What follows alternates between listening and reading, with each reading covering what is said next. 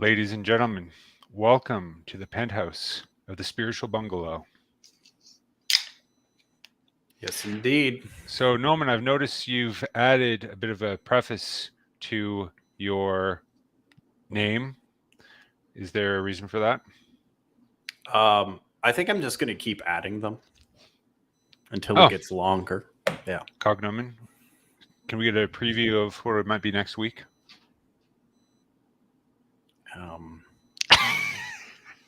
So to put you on the spot. Where do you see a crystal ball around here? I don't know. Oh, okay. But it'll be something cognomen. Maybe not. Oh, you never know. Like nomenclature. Yeah. Maybe it'll be like something vaguely related, nomenclature, and then legislature. Nominalist. Yes. All things are merely names. So we are talking about women today and how to get one. As of course, we are the experts, from our ceasing to be in the state of celibacy. It's kind of like a misnomer. Sort of celibacy. Usually, a lot of people confuse with continence, but it's not the same, because a non-celibate person can be continent, and a celibate person cannot be continent as well. Yes, indeed. Indeed. And what is? Oh, that was an interesting little radar blip. Is that maybe coming from your side? I think I hit my microphone. Oh, I thought you were channeling your inner submarine.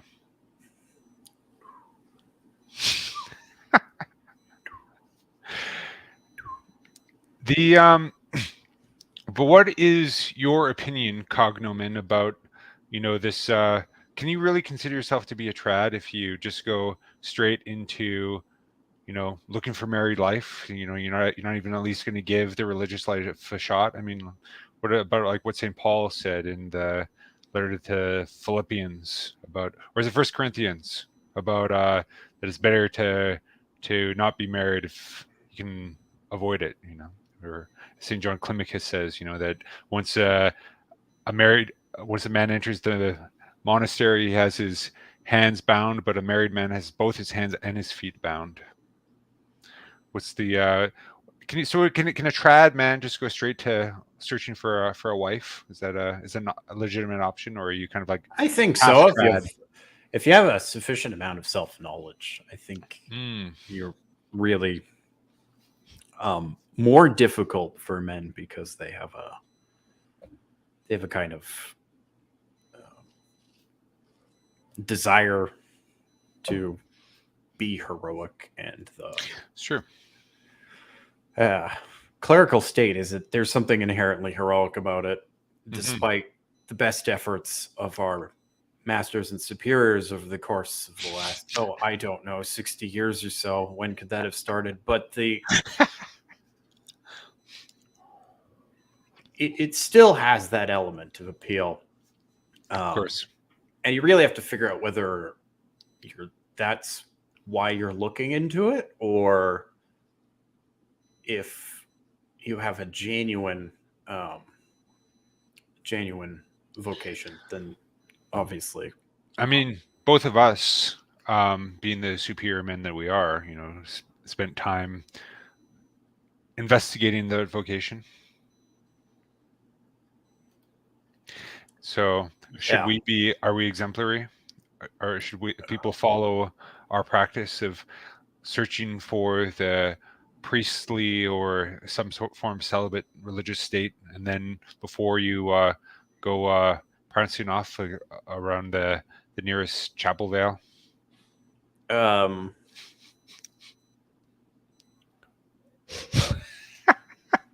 You look flabbergasted. Yeah, I can't tell if you want me to be serious or sarcastic at this point. Are you trying to bait me, or are you asking for a serious answer? Well, I mean, we're riffing here, man. You gotta flow with my with what I'm throwing you. You have to discern I have to discern. Yeah, that's the whole thing. Yeah, isn't it? The discerning of spirits is my favorite Of everything. kind of discerning. Mm.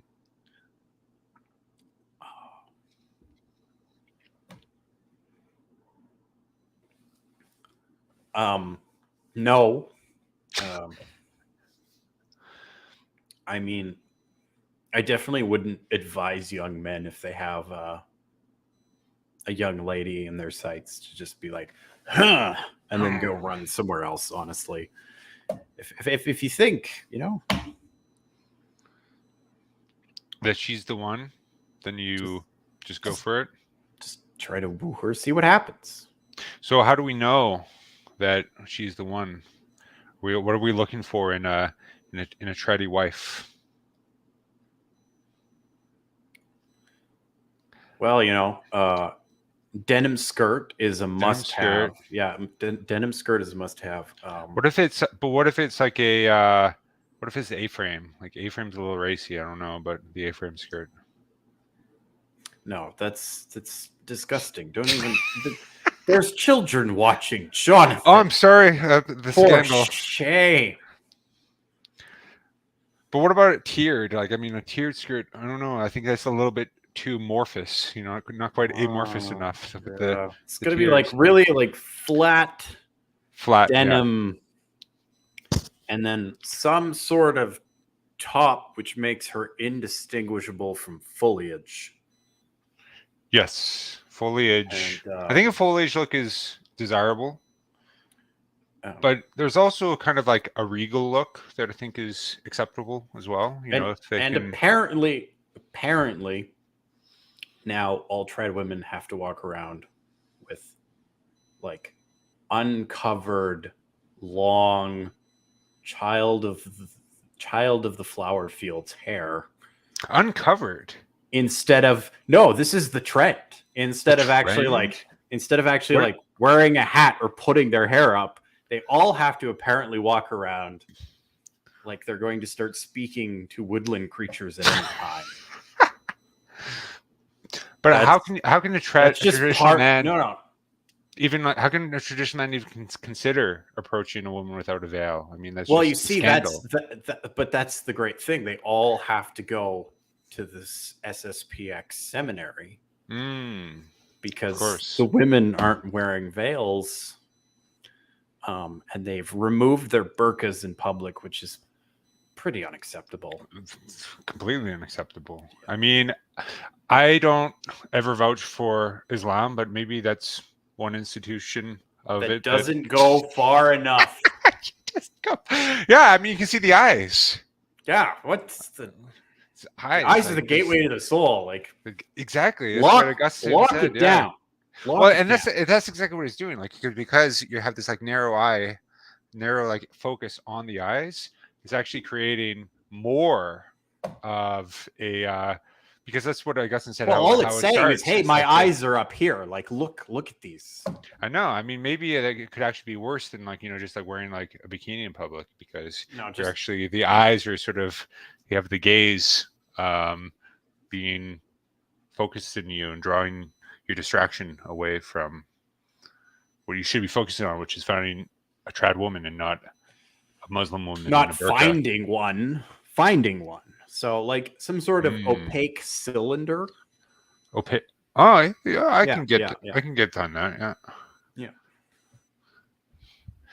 The opaque. Yeah. That I think that would be good. I don't know how that would work, from an anatomical perspective, but if it can, I mean, that sounds like the ideal, really. But I mean, there has to be some kind of a head cover. I meant wearing an opaque cylinder. Yeah. A person not who like is finding an opaque cylinder. I mean, right. we're moving into Origenism here. We're moving like, oh, look at the Platonic solids. I just want to marry them. Yeah, I mean, what is this? Maybe that's where maybe that's why he castrated himself because he couldn't find an opaque cylinder.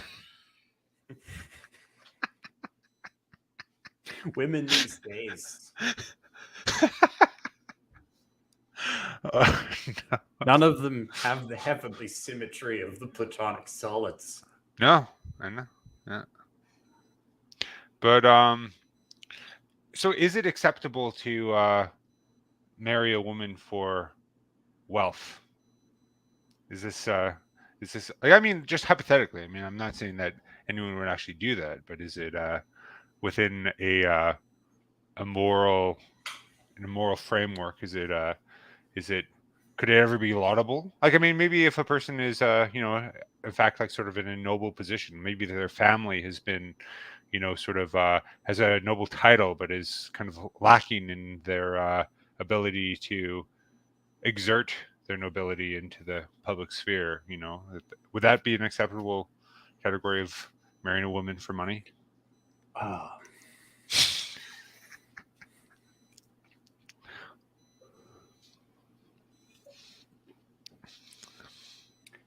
Serious talk, though. Mm. That a lot of the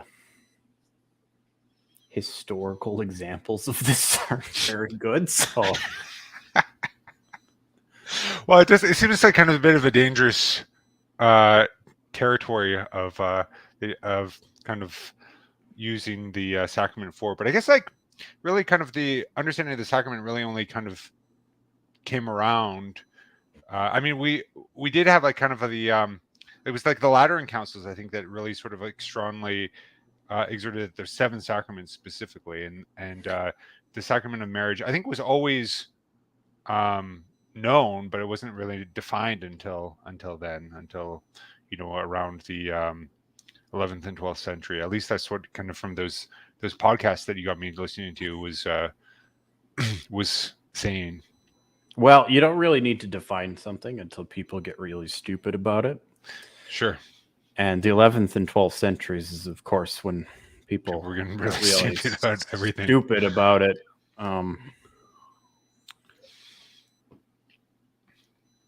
Albigensianism. Ah, yes.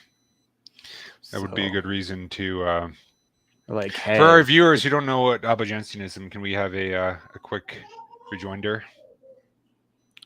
It is a form of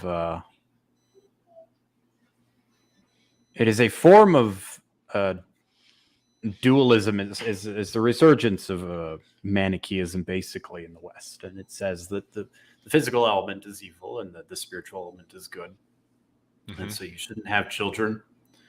But if you can't keep it together, it's not your fault. You can just do whatever, as long as it doesn't create children, because that would be bad. Now you're trapping souls inside of bodies. Yeah, the souls should be free. It's interesting because that kind of narrative really goes back, a long way. Because I remember even the Valentinian Gnosticism that was described by Saint Irenaeus in Adversus Heresies. Like, he talks about how there's these different levels of men, that there's the spiritual men at the top and the ones of like kind of like a lower soul. And he has three categories of like people, but he says those who are kind of at the top are made out of gold, and so their actions are kind of like unaffect their nature. So, gold cannot be corrupted, so it doesn't matter what you do, you'll still have your gold in it. But it's kind of funny because they kind of like reverse the roles, whereas kind of I remember with the Albigensians, they said the people of kind of a lower, less spiritual state could kind of do whatever they wanted, whereas the people who are sort of the gurus of the time were supposed to have at least abstained from material things until they just died of starvation. Yeah, that works better as far as marketing goes. Well, yeah, I can imagine. I mean, except though, like, if you go to join a thing, they're like, okay, you can't do anything at all, like at all. It's like, okay, so we're all together. Like, no, I can do whatever I want. Just you can't do anything. Just you. Yeah, I actually. This isn't a very good deal. I'm going to try another one. Yeah, but sometimes they would allow them to join in their rites and rituals, which were a bit unsavory to say the least. Not really the way that you would want to find a quality woman, which I'm now trying to segue back to Try to slowly. segue back to. Yeah, so the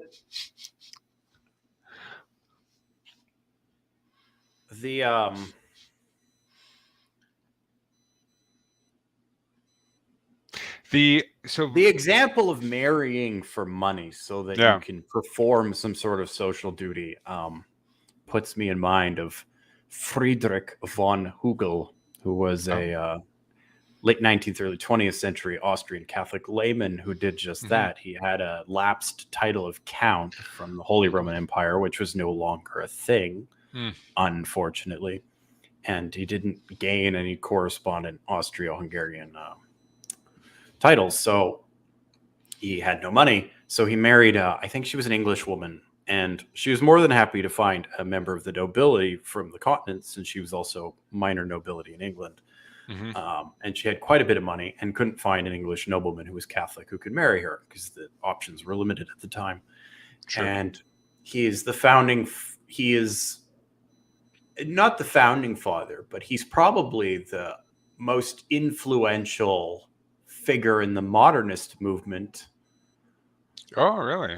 In the first wave of modernism. He was the one who bankrolled people like Alfred Loisy and George Tyrrell, who were the main movers and shakers for the first wave of modernism. Baron von Hugel was he was kind of at the center of that. It's interesting though, because I remember even some more traditional Catholics were influenced by him as well.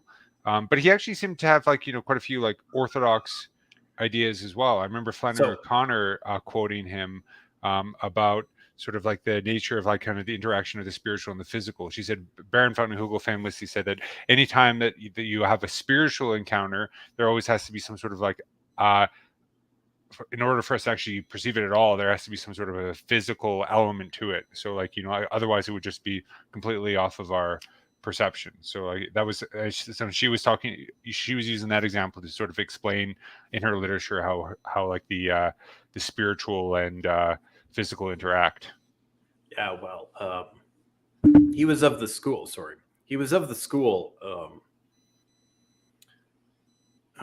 Being of the first wave of modernism. So what we think of as modernism now is just tambourines for ordinations and all that sort of jazz. And that but new it's actually German priest.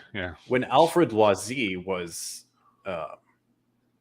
had his faculty suspended and torn out of the clerical state because he was an unrepentant heretic, he would cry every time he went past Latin Mass. He thought it was beautiful, but he liked it, but he didn't like that pesky bit of religion that made you believe in medieval things.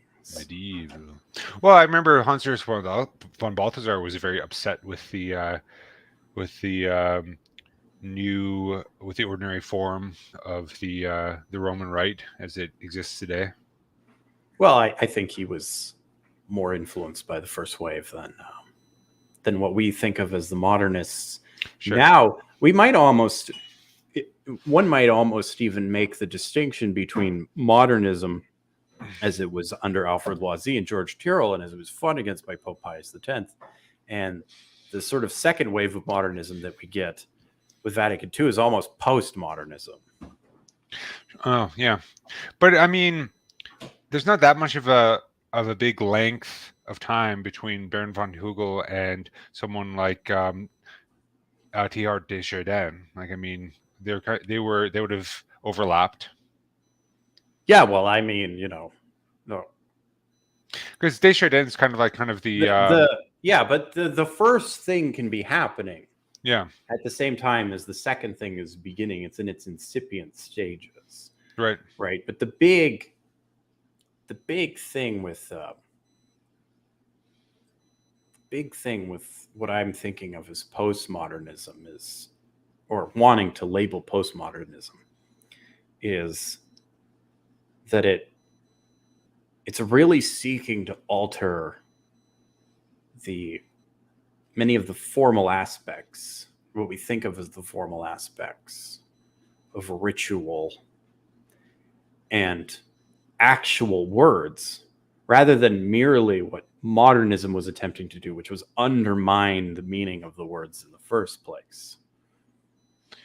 Mm-hmm. It's an extension of the same project. Yeah. But yeah, it's but what woman should be a traditional man's omega point, should we say? Oh The my goodness. Yeah, for so our if you viewers, want, like kind of this was part of Desjardins. So Teilhard de Chardin, was this modernist Catholic evolutionist who's trying to sort of like synthesize evolution and the Catholic tradition. And I am making this really ham-fisted way of trying to underail our conversation. Though I love it. This is kind of how I want the episodes just to go, to sort of like meander aimlessly, because I think that's something that a scallywag would do, by like baiting someone on a topic and then end up talking about post-conciliar theology. I think that's right up the alley of this show. basically, all you want is you have to be attracted to her.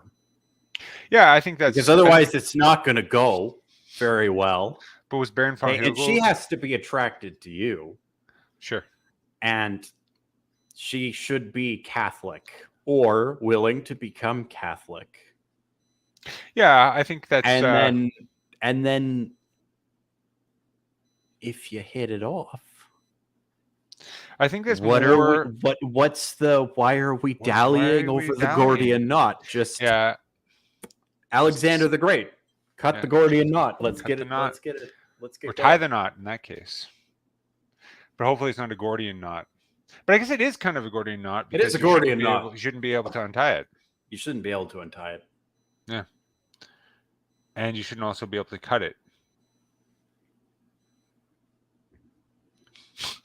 If it's valid. It's not this analogy. Speaking of derailments.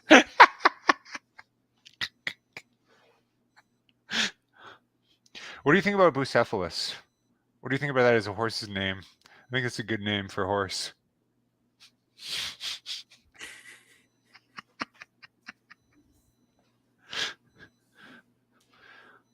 Bucephalus.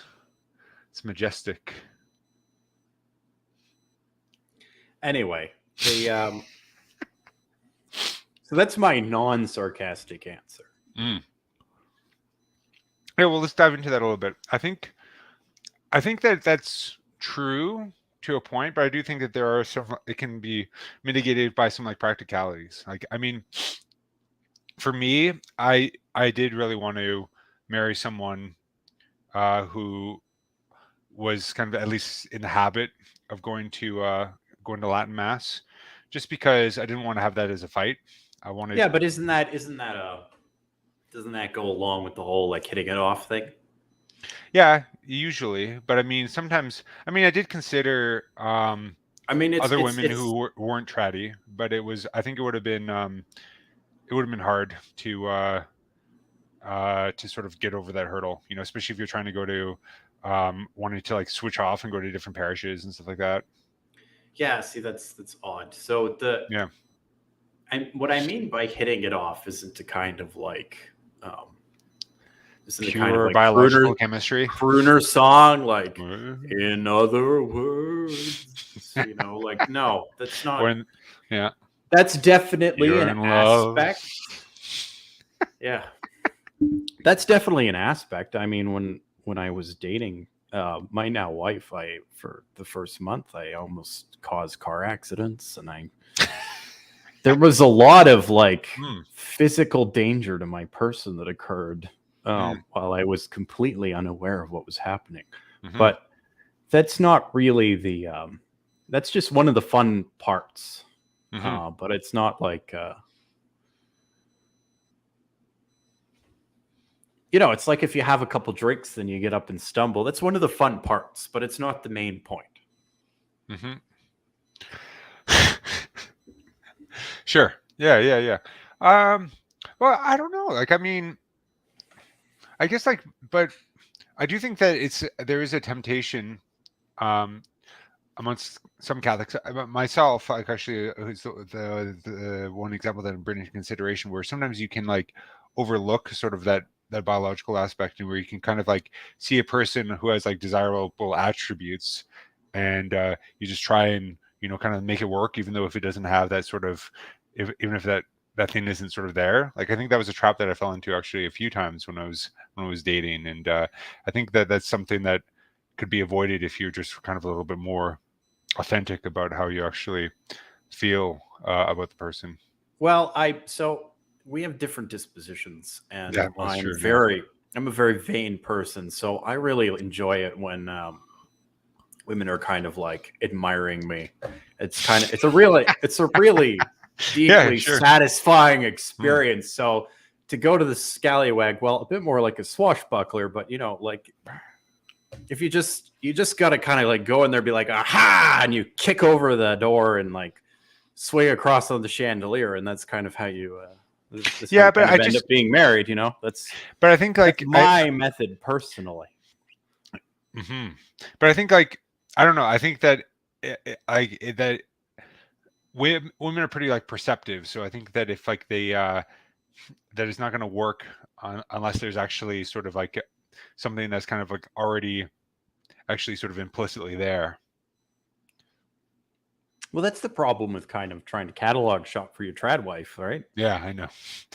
I mean, it was kind of like a troll thing that I was sort of beginning with. I wanted to write an article about this, about like the 10 sort of indisputable aspects of uh, of a of a quality traditional wife, and because that's kind of part of the what I want to do in this blog, is just sort of like kind of lampoon some of the more um, undesirable sort of aspects of kind of trad culture that have kind of cropped up, or sort of like kind of the sort of sort of trad the trad off, of like just like, oh yes, this is how you be traditional, and there's no other way, and I, I don't know, like, I mean, I mean, that's kind of why we're having our drinks in the podcast during sort of Lent. And even though there's nothing wrong with having a beer during Lent, but it's just, but yeah, but I mean, not to be Hegelian, but sometimes we do kind of swing to opposite extremes, when Keep we're trying talking. to. I'm gonna make another martini. Sometimes we do swing to opposite extremes when we are trying to, counteract, the prevailing culture or whatever, and we can get stuck in our sort of our tropes and these these sort of ways of thinking, and we don't really have like a solid leadership, because like our hierarchy is sort of scattered in this kind of um, in this sort of way of thinking. So like so you get different answers from different areas, and because of the internet as well, and and then people are trying to sort of do to maybe, not necessarily, but maybe to garner popularity, they're trying to sort of do their sort of traddie sort of upmanship, and yeah, so it's hard to know what to do as a young man who's trying to live his faith and trying to be um, figure out his life. And I think there's a lot So of, yeah. if you want to know what to do, it's 1 ounce of vermouth, 2.5 ounces of gin, Oh yeah, that's a and pretty. you're not less of a man if you shake it rather than stir it. Actually, it makes it colder, which is kind of nice. But it You're waters it already down. drinking 2.5 ounces of gin. If it's a little watery, oh no, they're I don't gonna know, take man. away my man card. I think they will. Might as well castrate yourself now.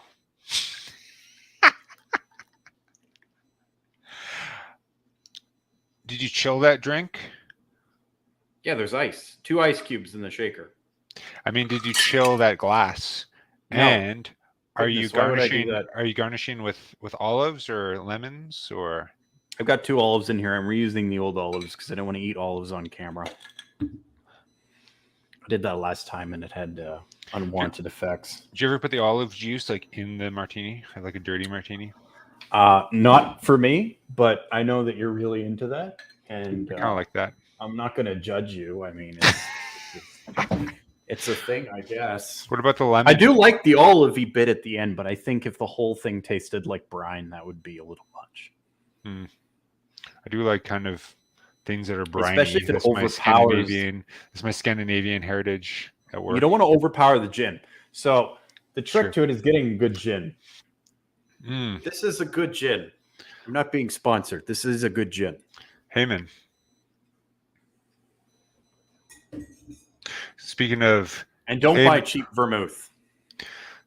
Yeah, you could say that if it's a high enough proof, then you could call it Heyman's torch, which goes back to our nuptial topic. So, oh my goodness.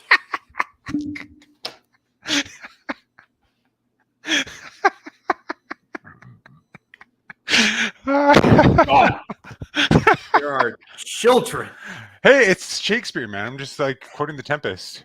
Just quoting the Tempest. Yeah. Yeah. It's just mythological creatures. There's nothing wrong with that. We are kind of like have a more of a Renaissance disposition anyways, don't we? It's true.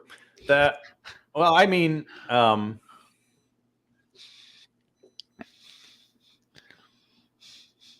yeah,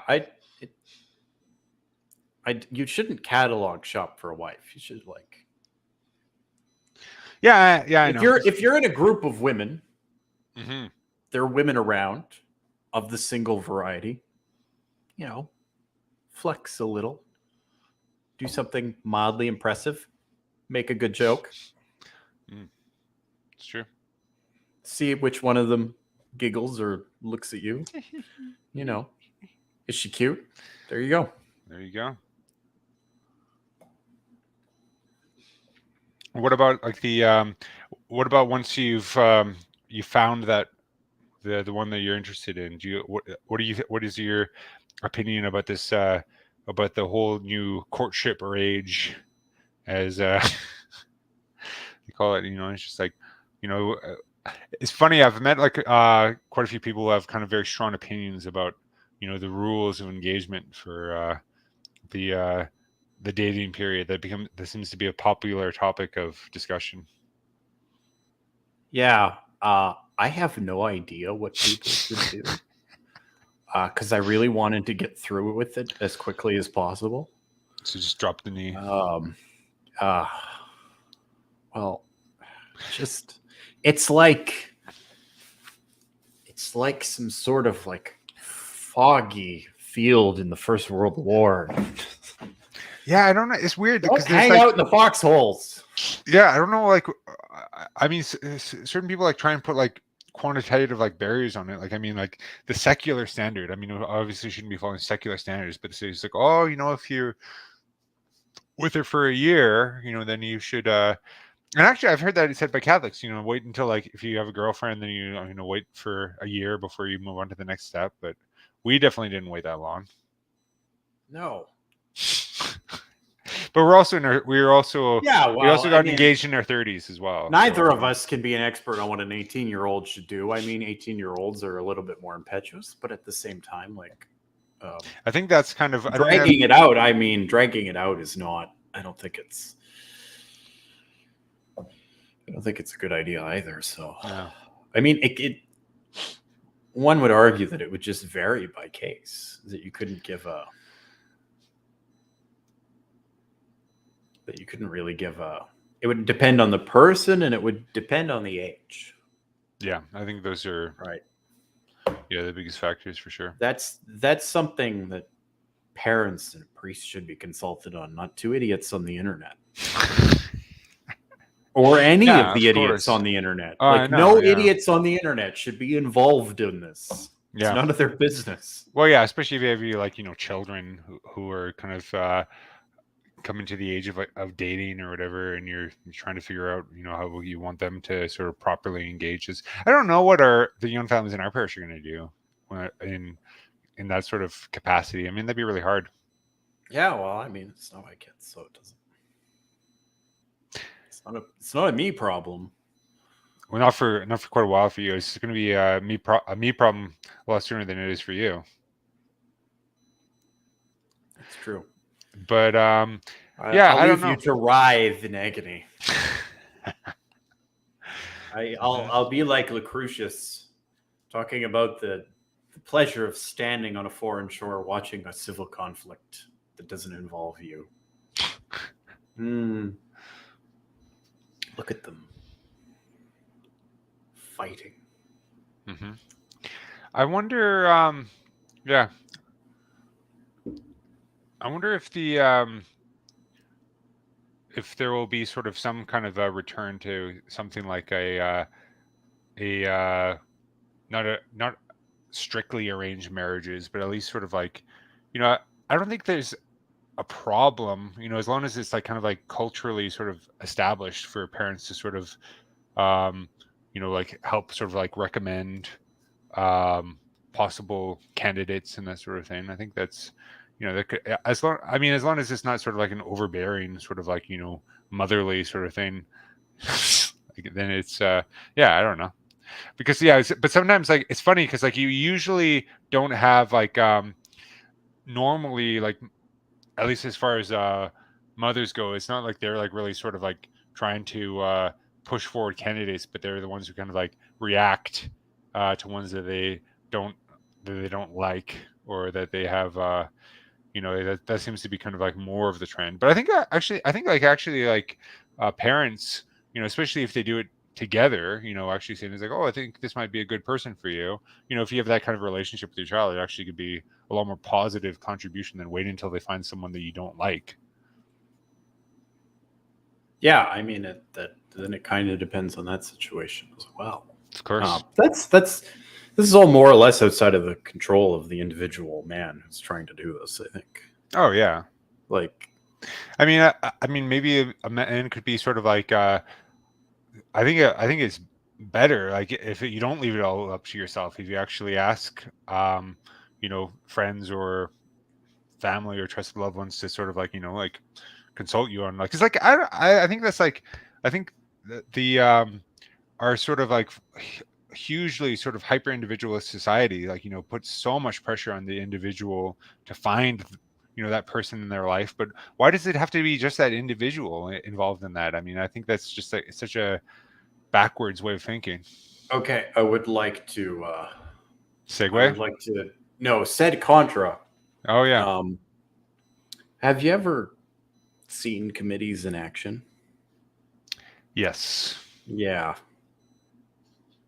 Yeah, that's you get true. married by the time you're 94. But it's not. But I mean, it's not necessarily it doesn't have to necessarily be like a Would the democratic chairman process. please read the minutes from the last meeting? Can you imagine that about like a committee about your one person's like personal love life? It would just be like, It's a Kafka novel. yeah, that would be it would be interesting. That'd be a good.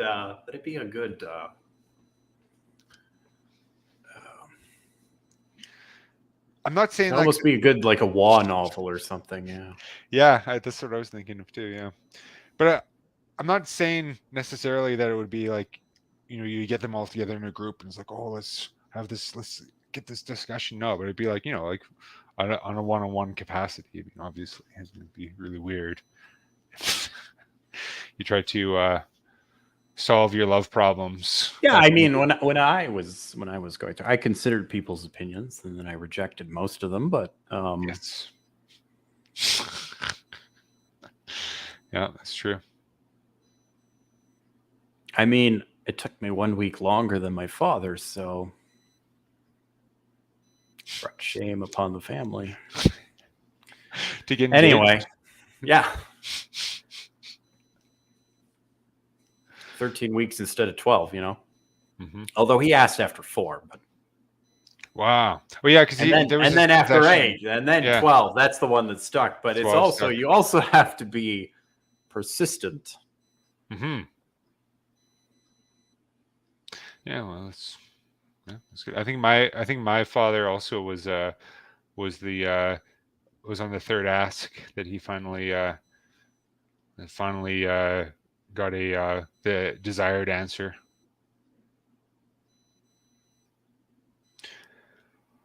But what about what should men do? This is kind of the typical traddie question of like, what should a man do to sort of make himself more eligible, to make himself the husband that he should one day be? Because of course, as you're after you get married, you're just still the same person that you were before you're married. But so, how can you be the ultimate traddie man, the ultimate traddie husband?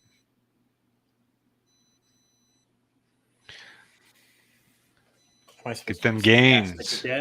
Get them gains, man. So, do you even lift, bro? Do you even lift? Yeah, man. It would actually be counterproductive, because that's exactly what I did before I was married. Is I was like, a lot of my energy and intensity just went into like working out in martial arts. Yeah, I just funneled it all into like it was insane. I don't know how I did it. Especially since we have a physical job as well. Yeah, I don't. Yeah, no, I would get up early in the morning and go to the gym before work. What? Before? Yeah, before I started. Yeah, I started getting up. I was like, I was like, without a car. I was like watching Jocko Willink podcast. I was like, yeah, get after it.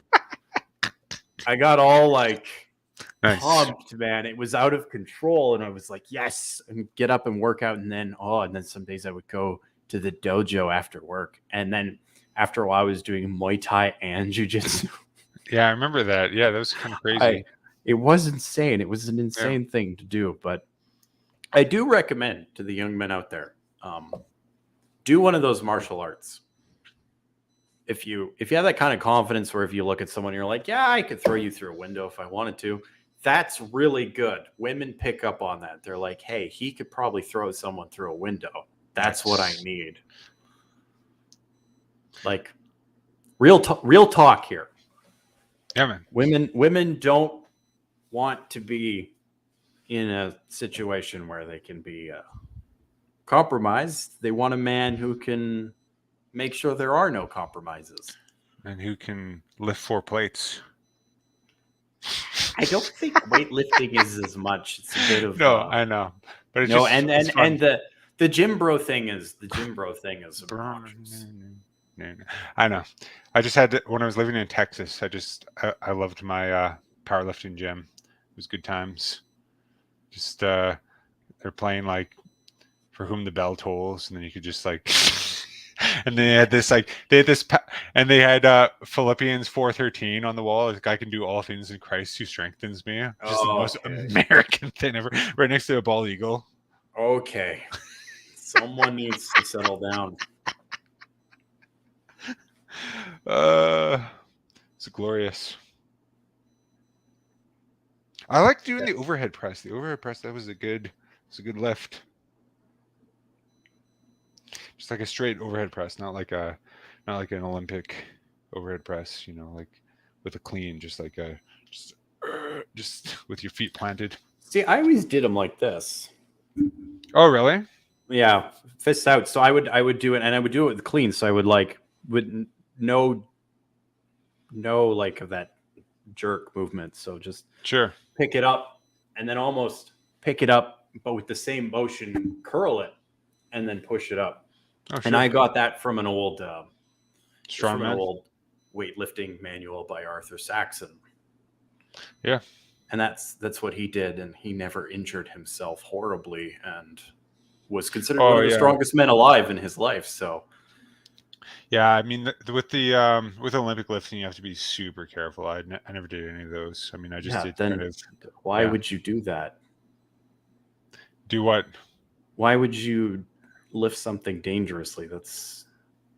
Well, I mean, you can lift more with the explosivity of like Olympic techniques, but it's you can also like hurt yourself. Yeah, you can be like So- Ronnie Coleman and just have like Don't.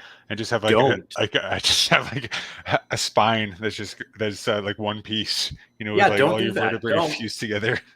Don't do that. Yeah, no, it's not a good idea. Not a good look either to have the just with like a back. If my doesn't look memory very serves well. me correctly, it was something like 265 pounds with a one arm that a bent press that Arthur Saxon did. That was his big record. That's insane. That's a lot of weight, and it's a very safe lift. The bent press. Yeah. Well, unless you drop it on your head or something. Yeah, well, it's a very odd lift too. Yeah. It's not one you see that much. I think it's probably coming back. Hipsters are always reviving the old lifts, but I do think that the old lifts are better in general, as I think many things that our ancestors did before we collectively lost our minds in the last century were better. Mm-hmm. There they are running around in wrestling leotards. Oh, scandalous. The I strong can man. see that man's exposed forearms. Yay. Oh, just with the round weights. Remember, just have like introduce like an all men's gym again with mustaches required. Yeah, mustaches required, and no, yeah, and no square, no like square dumbbells or anything like that. It's not allowed. No benches. That might be all right. Yeah. All right. So we were talking about women, and then we started talking about weightlifting. So that's a good way. Bros. Sparta. Sparta. No, don't be like the Spartans. That's not a good way. No, it's a terrible, terrible polity. Yes. And I suppose it just sort of escapes my mind. But obviously be more or less comfortable with yourself. Be physically fit. Don't be a gym bro. Sure. Just hold it together. And I guess also don't necessarily, since we're talking about different like sort of ancient examples of masculinity, maybe the chivalric sort of example, even though we are trying to sort of resurrect some sort of chivalry, maybe don't go over the top with fake maybe chivalry. some women like that, like some women like poems, milady, and the yeah, but we talked about that is probably like one of the closer instantiations of sort of what Christian sort of masculine virtue should be like, as far as a culture and a cultural instantiation has realized something like ideal masculinity. Yeah, I think a little less like fake Hollywood medieval knights and a little more maybe like the Cavaliers of Charles I. Poetry, philosophy, all those sorts of wonderful things that are enjoyable in life. What about the Cavaliers of Charlemagne, like the Son of Roland, where it has like one woman? Impressive. Yeah. And then he just blows his horn so loud that his brains come out of his ears. Yeah, impressive, but not maybe what we're looking for here. You're trying to find a woman. Yeah, more like like we were saying earlier. So more like the Renaissance ideal of what a knight should be. He should be literate and cultured, witty, physically capable. Mm-hmm. There should be sort of a bit of a swashbuckling attitude, like ha ha ha, whatever, that sort of thing. Sure. And there you have your there you have your basic template from which you can take that basic template and then draw it out according to your own personality. Because of course, if we go to the Cavalier factory and we slap out a bunch of like 150, if we just slap out 150 Richard Lovelaces, it'll get kind of boring very quickly. We need variation in who does what and who is like what, and then that's not only perfectly acceptable, that's much more closer to the ideal than carbon copy of the same person Richard over and over again. Lovelace, or what was the name of the famous guy who throw his jacket over puddles and stuff like that? You know who I'm talking about. I think he was he would have been later than Lovelace, but I can't remember. But yes, I mean, some women might like that if you put your jacket on the ground on a puddle, but most might think it's weird. No, but what they do like is what they do like is if you have a jacket and they're cold and you give it to them. Yes, yeah, generally. So I think from all of our experience with multiple women from our past. A plurality of women between us.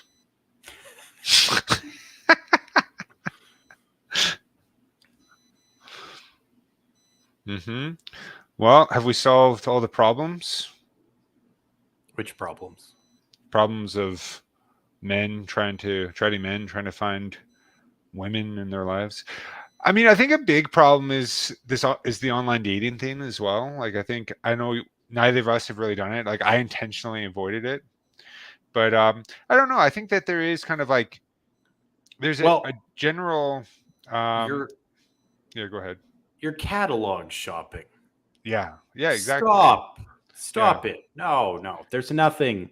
It's all wrong. It has to. I'm telling you, that's not the way that it should be. It works out sometimes, but hey, sometimes I do the wrong thing and it works out really well. Like, it doesn't explode. Everything's fine. There's no fires and no injuries, but I shouldn't have done it that way. The way that you should do it, you should be in person. And like I was saying, you should catch the eye of some young lady by impressing her, and then you roll with it. I guess what you do. I guess there is like there just demographically is sort of like a shortage of women who have like, kind of the value set that like, that a traditional guy is kind of looking for. I mean, it's that was one of I mean, like, obviously some guys like, might be sort of like aiming a little bit too high if like, like not willing to date a woman who has like any past at all. I've met some guys who are kind of like that. People change. Okay. Yeah. Sometime when like both of them. Yeah. You're the man you are before when you get married, but now you pick up your socks. Okay. Yeah. And it's hard. It's difficult, but you do it. Because it's not actually that hard. To pick up your socks. Yeah, no. To pick up your socks. So just but it's hard to remember. But do it. Like, you'll be reminded. Just do it. I love how that's like a Catholic reference now. The just do it is do it. He's right. Yeah. He's essentially right. Yeah. You like nothing is impossible. We could steal his flag, but only God could steal his heart. Shia. I heard that the Padre Pio movie wasn't that good. But did you hear about that? How he was in the Padre Pio movie after he became Catholic? I know nothing else about it. It's just, once he's your boy, you gotta just like, it's like dog. You ever have like dogs all living in a house together? Like one of them starts barking, they all just go off. That's what you got to do. You'd be like, "Arr! Arr!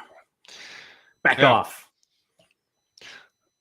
So like, I don't know. Like, what about guys who are like living like a in a small town, and there's just like not really that much of like a a Catholic community. I guess you just have to kind of move. Like, I mean, after Yeah, you well, become to a certain age, like you have to find a good church community if you want to sort of like, you know, be able to have a family. I mean, that is kind of a well, sad reality, but yeah. if there's anything I've learned from reading scripture, it's that you just like stay in the same place that you're comfortable with your whole life. That is the way. Like, if you've noticed in the book of Genesis and Exodus, like, you just stay in your comfort zone the whole time. That's the most important thing to do.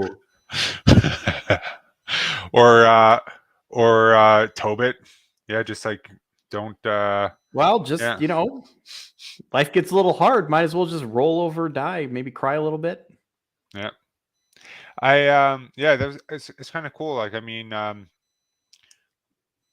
the I remember there was actually our friend Will told us about a commentary by Venerable Bede on the fish in Tobit, and sort of how like the fish was just like wriggling and rasping for breath, and it was kind of like, and it talks, and he said it was sort of a spiritual metaphor for the sinner before he faces our Lord's judgment. And you can take that analogy further, because even the fish used the demise of the fish was used for God's will, even though it was for the bad of the fish. And that kind of is like tied into, you know, kind of Boethius's vision that like that everyone is used for God's will, whether or not. And then if you unite your will to God, then it'll be for your good. But if you don't, then it'll be against your good, but for the common good, you know. So it's what I mean, you're clapping a bead, or This is a great segue to what? to we're about to talk about the death penalty, aren't we? Oh yes, oh yeah, yeah. Actually, yeah. Okay, Yeah. you You picked up on didn't me. mean to do it. It was just you're like, oh no. I'm like, oh no. Just, Okay, so let's react to this. Let's react to just this. comes out. This You know, clip. I'm just so good. Oh yeah, yeah. Well, let's do this then. Let's share this screen, and I want to see what you have to say about this. Oh this take. boy, It's your my favorite fella. favorite. Your favorite fella. Let me just He's a maybe peace address leader, very so. quickly what the church's position is on the death penalty. There's two Penalty. things that are going on with the death penalty revision found in the Catechism of the Catholic Church. Two things. Can we just comment on the way he says penalty? It's kind of like penalty, like the. Is he wearing I mean, a t-shirt and a blazer?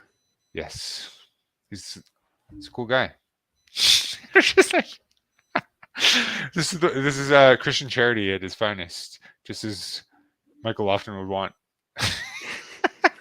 There is a doctrinal development. There's something related to doctrine that does develop. That's number one. Develop. And then number two, there is a reversal of a discipline. So two things. There is a doctrinal element that develops. And then number two, there is a discipline that has been reversed. Now, I know I've done in-depth videos on the death penalty, but I'm just summarizing them here. So you can watch it for 2 Number hours. one, with the doctrinal development, what we have there is a greater insight into the dignity of the human person. That is a doctrinal issue. So yeah, let's talk about that first. So okay. I mean, we always want to say that we're not theologians, but I mean, technically, it does say in Dignitatis Humani that they are trying to sort of like that that the Council Fathers of Vatican II were expressly trying to develop the Church's understanding, or develop the dignity of the human person, the teaching of the dignity of the human person. But like historically, do you think that can be sort of verified? Like, do you say that like that? Could you like theoretically sort of make an argument that like, you know, since like, you know, like the atrocities of World War II and of the genocides that sort of like occurred, that we sort of have a more implicit sort of understanding of the dignity of human life and why we need to No. just straight up no, just yeah. No.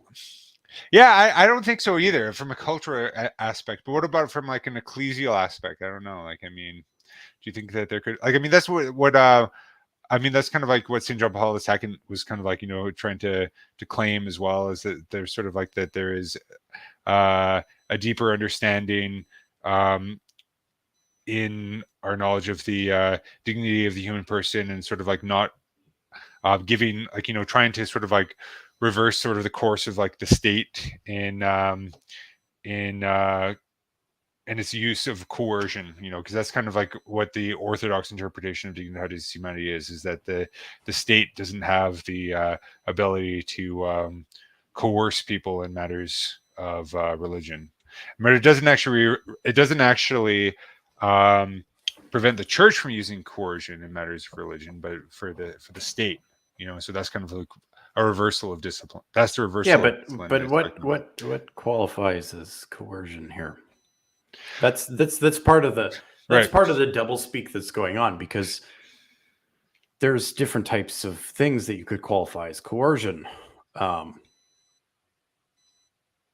If you're telling someone not to do something that would make you a danger to yourself and others, that's not coercion. That's the rule of law. Right. And that is often what happened in states where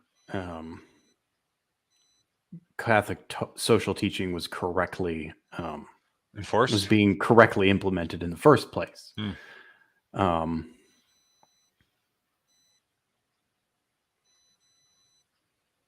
So with like the death penalty,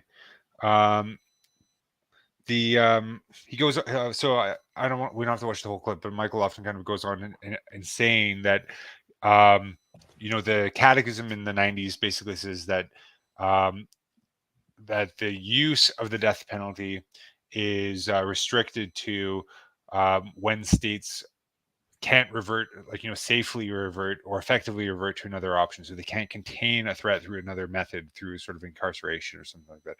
That's sort of like a via negativa allowance for the death penalty.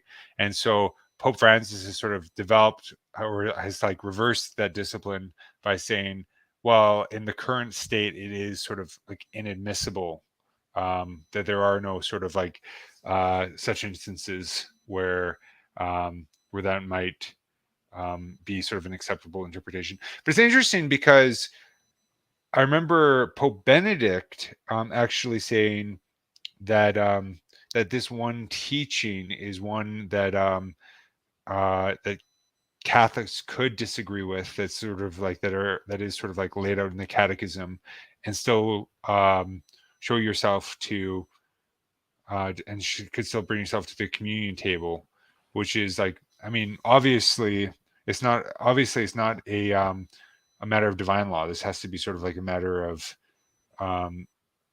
human justice, otherwise, or not human justice, but of discipline, because the church couldn't, like, erroneously have taught that it is within justice for states to execute people. And so, like, that's what Michael Lofton's trying to sort of like elaborate as well. So yeah, but yeah, so that's the disciplinary matter, is that it's that there's no longer Pope Francis said that it's inadmissible in any sort of stage in the kind of the current situation of the world. But yeah, but I want to get back to the historical sense, because I think that's kind of like where we'd have like more to speak about it. Because I mean, I don't know how he knows like every sort of situation in the world that he would be able to sort of, make sort of a judgment on that. But I guess, like, the Pope is within his due sort of jurisdiction to be able to sort of make sort of a universal disciplinary measure like that, to say, like, okay, no one's allowed to. But it's also a disciplinary measure of the secular state. Sure. And I'm I'm fairly sure that the sort of ultramontanism that says that the Pope can dictate church and state, Boniface VIII saying, I am the Caesar, that's not a thing. It's not a thing. That's In what not, capacity? that's, It is kind of funny because it is very sort of. It is a very. It's a very it's leaning into ultramontane. secular. He's basically saying that he has like authority to tell kings and elected assemblies that exactly how they can legislate. They can't do X. Right. I want to go back. I really don't care about the disciplinary aspect of this because Right. it can be argued. It can be argued in utrum quae partem, Right. and you can just do that until you're blue in the face and fall over. I really object to the notion that it's a violation of human dignity in the first place, because I would like to look at the analysis of it and say, okay, but to accept consequences of your actions, because first of all, for a law to be legitimate, it has to be promulgated, it has to be known, all that sort of thing. So to violate a law willfully in full knowledge of the law, because it would be unjust to give someone a death sentence if they didn't know the law was the law. To violate a knowledge, to violate a law in full knowledge of the law is an act of the human will. And to say that act, that act can't choose the consequences is an insult to human dignity. And Right. I would also argue that as a punishment, a lifetime of incarceration is gross. Yeah, it's not dignified. It's no more dignified than any sort of capital punishment. Well, I would say it's just a really long. No, it's just a really long version of it, because every day you're dying if you're in a horrible prison, and if you're not in a horrible prison, you're not being punished. Yeah, but there is sort of like a very this is not a classical instantiation of the death penalty, but the death penalty as it exists in the United States has an added level of sort of psychological torment, because the person's effectively on death row, and they're just trying to sort of lengthen their days through appeals, and also there's people well, can that actually specifically yeah. That specifically is, you can point to that and say, what's going on here in the first place, right? Yeah, actually, I remember when I was in Texas, Bishop Strickland actually was trying to actually highlight this one woman's case. She was a Hispanic woman who was on death row for the death of her infant, who drowned in the bathtub. And so she always maintained her innocence. They said it was an accident, but the state determined that this woman had killed her child, and that she'd be made an example of with the death penalty in Texas, which seems like a crazy instantiation of it. But I guess that sort of thing does happen in the United States. And so, but that's like a particular example of but I'm just I don't think I think that was just a slip up on your part, where you said where lifetime incarceration is worse than any instantiation of the death penalty. Well, no, I didn't. Did I say any? Yeah, but I don't think you meant to say that. No. That's not what I meant, because I'm sorry. I forgot that Americans are barbarians. What would possibly why would you have a mixed version of them where you make them wait? No. You make them wait for 20 years. So they live half their life. And then you're like, okay, now it's like a way worse example of the Idiot. Remember, did you ever read The Idiot by Dostoevsky, where he has that meditation? Prince Mishkin has that meditation about the person who's waiting for their death. I think that was actually the inspiration of that song "Hallowed Be Thy Name" by Iron Maiden, actually, with the.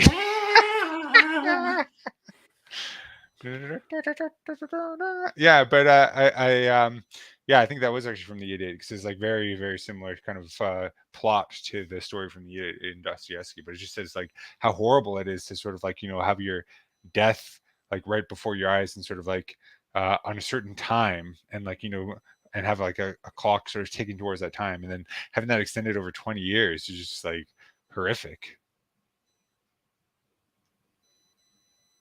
But I mean, we all have a Well, time. But I mean, personally, yeah. yeah. But what it also does, is it makes that repentance that people are often talking about, that it makes it that much more difficult, because it's being extended over 20 years. Yeah. I'm sorry, trying to do anything over the course of 20 years is a very heroic task.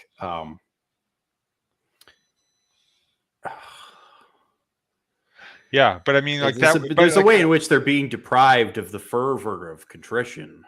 Right. Well. Yeah, which was kind of part of the argument of the traditional instantiation of the death penalty, where, you know, people were given an opportunity to meet the priests, you know, when they're at the gallows or at the guillotine, and it was yeah, and you know, you would have saints, you know, praying fervently for them, and then them converting kind of in the last moment, like, you know, Saint Therese of Lisieux prayed for the murder famously, and Saint Catherine of Siena prayed for these you know, two horrible criminals who were just like kind of being carted out to their execution, and they had this miraculous kind of like end of life conversion.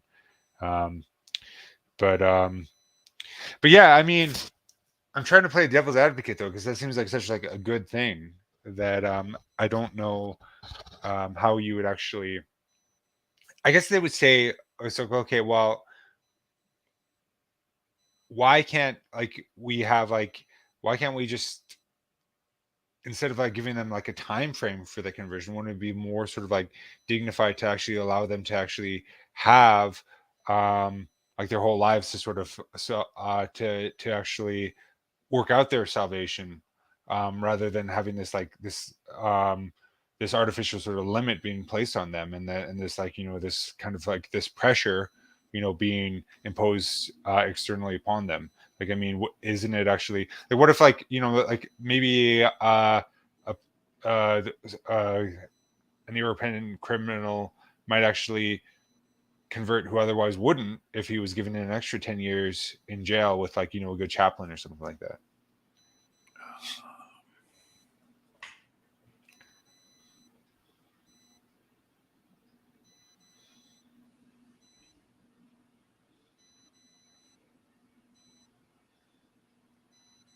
You know what I mean? I mean, if I'm just trying to play this devil's advocate, I mean, I think, yeah, I mean, there are so many like incredible stories about, you know, criminals who have repented because of, you know, a just punishment being put on them. But maybe to answer my own question, maybe the execution of justice is actually one of the things that actually inspires the actual conversion, because it is actually a good, you know, even if it's not an immediate good for them, that they're actually being. It's like the Gorgias, like, you know, in the Gorgias, like, it actually Plato actually makes the argument. Socrates makes the argument that it's actually better for a person to actually face their just desert, their just punishment, than to escape from it, because and the ultimate reason he gives is actually because of the final end. I mean, he doesn't actually bring that about until, you know, the very end of the dialogue, but he basically even sort of from, like, you know, just like kind of like a well-being in this life, it's better to actually have to experience justice, you know, for transgressions than to not. And I think that's true. You know, it's the same with like raising children. This goes back to what I was saying. Like, they've Yeah. made the choice. Obviously, the law, it can't be arbitrary. It can't be like, hey, you. It has to be really obvious. So the instance of the woman is very interesting that you brought up, because it just I don't know the details of the case. Yeah. But Okay, the way in which you've presented it, and I'm assuming the good bishop is also quite a decent grasp on the situation. particularities of the case before he would throw his weight behind it. So I would argue, based off of basically his moral authority, which is Mhm. in pretty good standing, that his moral authority, that there's something that needs to be re-examined here. And so what you have is an instance of maybe not an obvious cut and dried instance of a violation, a clear violation of the law by someone who chose to violate the law. I think that really is a requirement of making a decision for capital punishment in the first place. Otherwise, it seems like it seems like you're kind of overstepping. Well, one other way of looking at it though is like, do we actually have a capacity in our modern political system to actually make such like a grave decision? I mean, because like according to the Aristotelian notion of justice, you actually have to have the gatekeeper virtues of fortitude and temperance in order to actually to have justice. And are there any sort of legal systems on a municipal or like a federal level in anywhere that you know of that would actually have the virtue, that would have like either members of the judicial system or of the government to actually make those kind of a grave decision? That's a good point. Yeah, that is a good point. I mean, we are kind of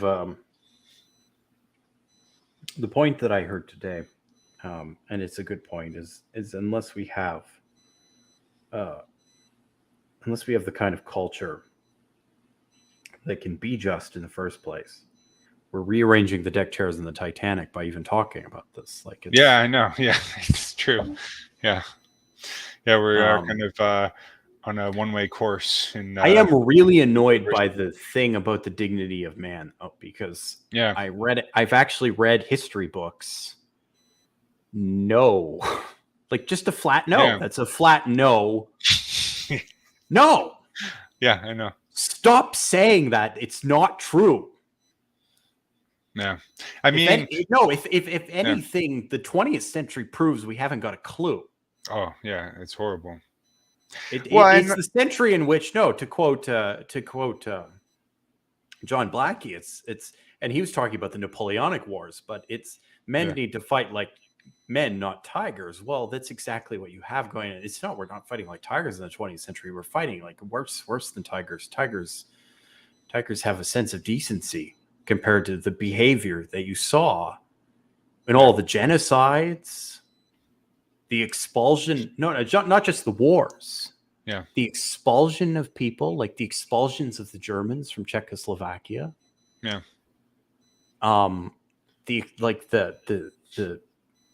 The ethnic conflicts that were caused by this like fantasy nationalism. Yeah. Like all the stuff we saw in the 20th century, no proof. And there continues not to be any proof of this. The way that people treat each other is absolutely ridiculous. Yeah. I mean, you could almost make an argument, even though we haven't had as much bloodshed in the 21st century, that we kind of treat people worse, and that we sort of like expect less of them. We have Yeah. Actually, my new position is that we disciplinarily, we can't use the death penalty because we have less of an understanding of human dignity now. Yeah.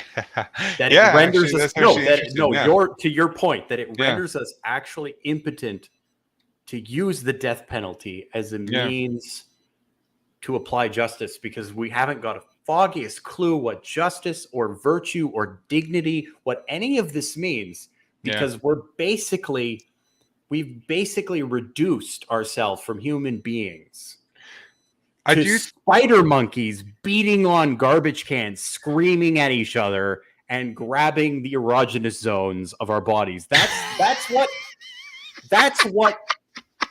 20th century political discourse is. But there are some extreme examples where I think it would be necessary. Like, for example, like the example of like like Anders Breivik, of recent notoriety. He killed 75 children in Norway at that summer camp for his nationalistic cause. I mean, the fact that he's still alive and allowed to be to remain in prison, and prison guards are like being allocated to him to play floor hockey with him because they none of the prisoners want to play with him because he's killed 75 kids.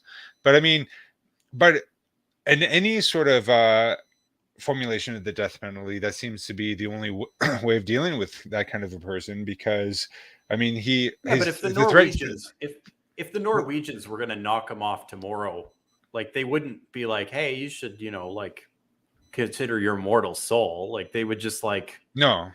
Well, and that's part of the problem too, is they don't have they only have like a therapeutic understanding of the penal system. Like, they just like, I mean, they do like have a basic understanding of like, trying to keep other people safe, but they don't think that there's no sort of understanding of like of just desert in the way that that's why he has like prisoners, that's why he has prison guards like playing floor hockey with him. They're just trying to keep him comfortable.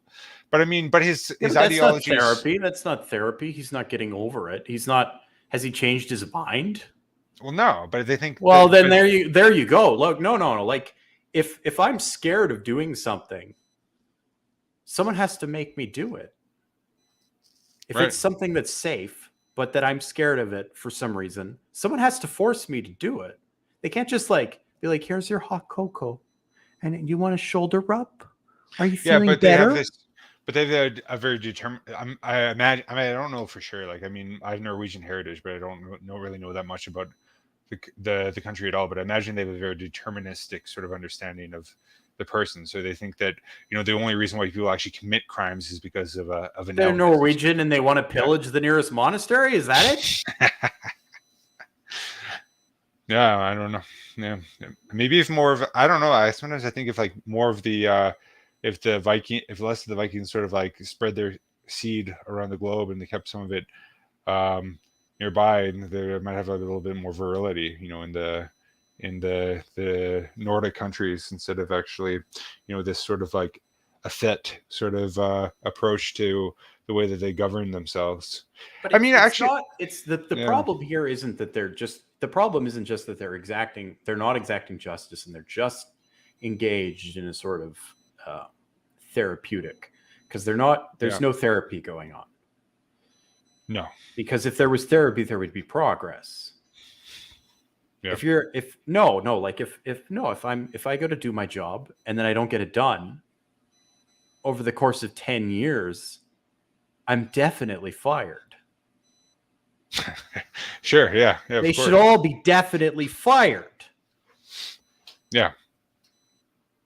But that or their job doesn't mean anything. Right.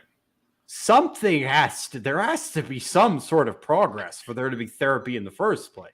Well, I mean, like socialism doesn't, like, it only kind of follows a notion of progress from an abstract perspective.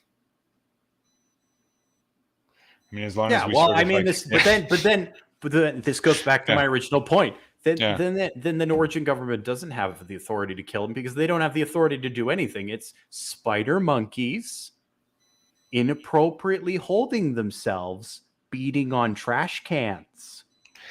Sure, but I mean, like, that's what they are. But in some sense, like, like the monkeys, if they have like, they have to like, kill the tiger that's like killing their children if they aren't able to effectively incarcerate him, because they're not able to effectively at least incarcerate his ideas, because his ideas are disseminated. It doesn't matter what people who are not behaving like humans. Yeah. And they're behaving like spider monkeys. The consequences, you can deal with them. Yeah. I can't help you. Yeah. If you're not going to be human. But like I was saying, there is no dignity. There's less dignity. There's like negative understanding of dignity now. We had a great understanding of dignity, and then the 20th century happened. Well, do you think that we really had a robust understanding of human dignity? No, I'm being obviously like the 19th century, but like there's an understanding of dignity, and then there's what's going on in Europe for hundreds of years. And and it's culminating now in the madness. And not only is there not a better understanding of dignity, they're right insofar as our understanding of dignity has changed, but it's changed for the worse. And Sure. so, yeah, I would actually argue no one gets to use the death penalty because no one understands what the words death or penalty mean. Yeah. I mean, yeah. I mean, like in a practical capacity, but I mean, I guess like you could, I suppose, say from an ecclesial perspective. I mean, we're just talking hypotheticals now because I don't really know the whole sort of like claim of sort of like a doctrinal development on human dignity, and what that sort of entails is, as Dignitatis Humanitas claims that is to happen. But I guess like I mean, you could have sort of like an ecclesial development, or a deepening of an understanding of human dignity while the world is going in the other direction. Like they don't necessarily have to be in tandem. And I mean, that could be. We definitely saw that with the ordination tambourines. Like we're like, yeah, here's the dignity right there. Like seriously. Yeah, I know. Yeah. People, let's go to the vernacular because they're too stupid to understand Latin. Let's shorten the mass because they're too stupid to pay attention to the mass. Let's have more participation because they're too stupid to be spiritual. Let's make the liturgy of the hours too shorter because they're too stupid to recite the whole thing. Yeah, dignity. That's what we got. Dignity. Dignity. Yes. Yeah. Yeah. I mean, but can you? But okay. But to go back, I guess then to sort of a historical understanding. But can you actually have a an understanding of what human dignity actually is, outside of sort of the outside of like the understanding, the comprehension of the true religion? I mean, even like some of the most naturally just societies, like Rome, had practices of infanticide, and it comes in shades. Yeah. It comes in shades. That's the thing that you have to. It's by degrees. The same thing that you can have virtue. You can have virtue without charity, but charity is the form of all the virtues. Right. So you kind of pagan virtue is sort of just really simulacrum of virtue, sort of like it is the virtue. It's an incomplete version of virtue. So it's not exactly the same as sort of a virtuous thief, like who has like St. Thomas's example of what virtue? What virtue? Well, like you can have like a person who has like who's good in their craft. No. So like a pagan can be courageous in the same way that a Christian is courageous, but it's incomplete. It's missing. It's missing the instantiation of the formal cause there, which is charity. Right. Yeah, but that can only, that can only actually happen in the, through the sacrament of baptism. I mean, it could happen extraordinarily, but sure, yeah. I mean, I guess like you could like make the exemptions of like Dante, sort of, who has like people have like kind of faith through via proclamation. When our Lord appears to them, sort of like before the incarnation, like that's what was the example of the two pagans. Actually, yeah. So there's two pagans in Dante's Paradiso. No, three. One was actually Trajan, because there was a legend that Trajan actually was under the intercession of Pope Gregory the Great, that he was actually resurrected and then baptized. So he wasn't a pagan. So actually none of them were actually pagans in the Paradiso. They were actually Christians, but that our Lord, but they received their faith in extraordinary ways. Well, there's a couple of interesting that I know of anyway. The appearance of our Lord in a vision to Caesar Augustus. When he consulted the Tiburtine Sibyl. Another one that's really interesting is actually it was a Greek monk, I think, in Egypt, who had a vision of he was insulting Plato, and he had a vision of him that night, and Plato told him basically, I had an excuse for sinning and you don't. I was one of the first ones in limbo to believe, and yet here you are continuing to sin. Get your act together. Oh, wow. Plato was one of the first ones in limbo. Yeah, that's the claim of the vision. Yeah. Take it as you will. But it's an interesting story. It is recorded somewhere. I can't remember where. But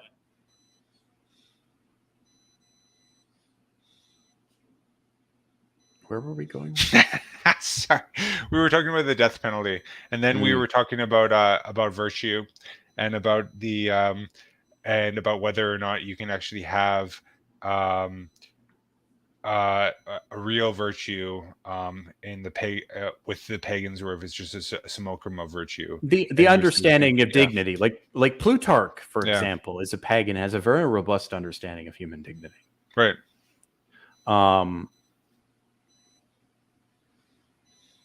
A much better understanding than someone like who would claim to be Christian, like Luther or Calvin.